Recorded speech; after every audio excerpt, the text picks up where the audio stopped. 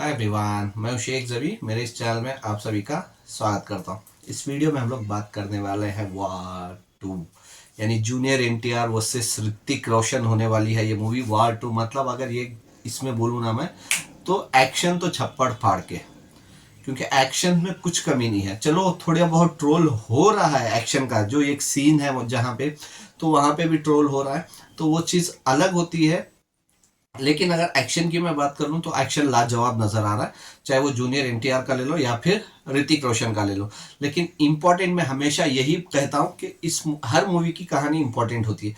तो क्या ये मूवी की कहानी बहुत इंपॉर्टेंट रहेगी? क्योंकि देखो पार्ट वन, क्योंकि देखो वार पार्ट वन में थे ऋतिक रोशन और टाइगर श्रॉफ। तो ऋतिक रोशन और टाइगर श्रॉफ के साथ साथ आप बोल सकते हैं कि उस मूवी में कहानी बहुत अच्छी थी, और उसमें पता चलता है कि टाइगर श्रॉफ कैसे नेगेटिव रोल में नजर आते हैं, क्योंकि उनकी डेथ हो चुकी है, उनका चेहरा कोई और लेता है, तो वो वहां पे नेगेटिव रोल निभाता है। लेकिन वहां पे कहानी क्या वहीं से कंटिन्यू करेगी पार्ट टू? क्योंकि वो बहुत इंपॉर्टेंट रहेगा। डायलॉग्स उतने ज्यादा दिए नहीं है। ट्रेलर की मैं बात करूं, सिर्फ एक्शन ही दिखाया गया, सिर्फ एक्शन, मतलब पूरा एक्शन नजर आया हमको।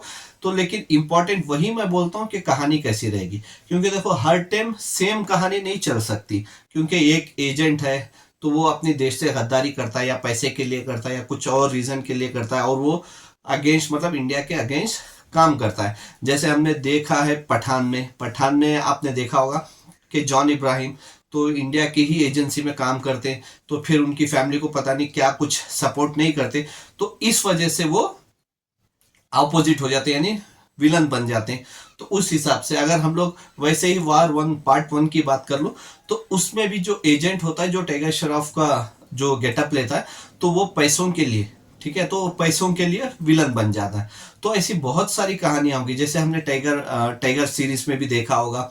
तो ऐसे बहुत सारे होते हैं कि या तो पैसे के लिए अपने देश के साथ गद्दारी करके ऑपोजिट हो जाते हैं, या फिर कोई और रीजंस की वजह से देश के साथ गद्दारी कर लेते हैं, और दो एजेंट ही लड़ते हैं एक दूसरे के साथ। लेकिन यही कहानी हर मूवी में नहीं चलेगी, क्योंकि मैंने टीजर में भी यही कहा था, क्योंकि जब इसका जूनियर एनटीआर के बर्थडे के टाइम पे टीजर रिलीज हुआ था, तो वो बहुत इंपॉर्टेंट होगा इस मूवी को, क्योंकि कहानी अगर अच्छी रह गई तो इस मूवी को कोई नहीं रोक सकता। देखो कूली मूवी के साथ क्लैश हो रही है, रजनीकांत की मूवी कूली मूवी के साथ।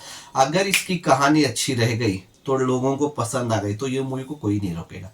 मतलब पूरा महीना चलेगी, वो तो पक्का 14 अगस्त को रिलीज होगी। फिर एक महीने तक कोई रोकेगा नहीं इस मूवी को, अगर ये मूवी की कहानी लोगों को पसंद आ गई।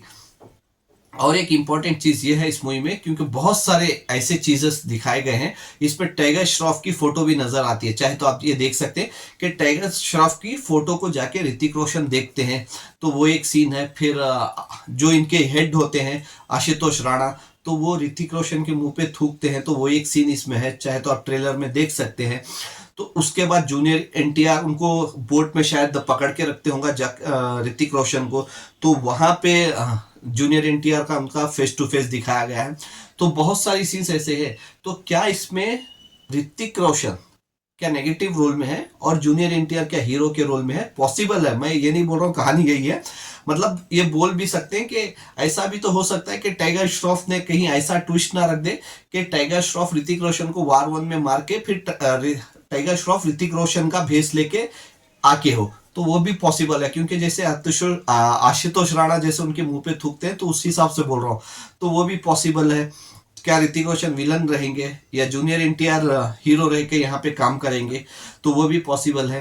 तो अभी देखना पड़ेगा कि कहानी कैसे आती है। तो मेन इंपॉर्टेंट मैं हमेशा यही बोलता हूँ, कहानी बहुत इंपॉर्टेंट है। क्योंकि देखो जूनियर एनटीआर का दबदबा है यहाँ पे साउथ इंडिया में, लेकिन उसी दिन रजनीकांत सर की मूवी रिलीज हो रही है कूली, तो अभी रजनीकांत सर को तो सिर्फ इंडिया में क्या वर्ल्ड में जानते हैं, तो वो एक माइनस पॉइंट होगा जो शो कम मिले, क्योंकि ये भी 14 को ही रिलीज होगी कूली भी। तो वो बहुत इंपॉर्टेंट होगा, क्योंकि जूनियर एनटीआर के और साउथ में ज्यादातर शोज रात को 12 या 3 4 5 बजे ही शो शुरू हो जाते हैं, चाहे वो आंध्र प्रदेश हो, तेलंगाना हो, तमिलनाडु हो या फिर कर्नाटका हो। तो वो देखना पड़ेगा कि कितने बजे यहाँ पे शो शुरू होंगे।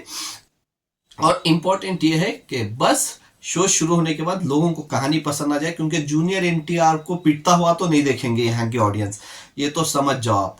तो ये बहुत इंपॉर्टेंट है। तो वो देखना पड़ेगा कि लोगों को कैसे ये मूवी पसंद आती है, कहानी पसंद आती है, क्या वॉर 1 से हट के रहती है ये मूवी या उससे बढ़ के रहती है, या फिर लोगों को पसंद नहीं आके पहले दिन हिट दूसरे दिन फ्लॉप ना हो जाए, तो वो भी चांसेस रहते हैं किसी भी मूवी के। सिर्फ मैं वॉर 2 की नहीं बात कर रहा हूँ, कोई भी मूवी पहले दिन 50 करोड़ भी कर लेती है, फिर अगले दिन एकदम फ्लॉप हो जाती है, तो ये भी चांसेस रहते हैं।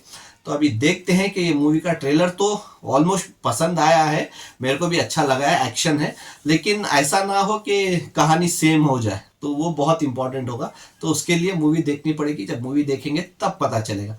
तो क्या आपके हिसाब से क्या लगता है, क्या ये वॉर 1 और पठान से हटके मूवी रहेगी, या फिर ये भी वैसे ही एजेंट्स की कहानी रहेगी या नहीं? आप मेरे को कमेंट्स करके बता सकते हैं। Bye, take care.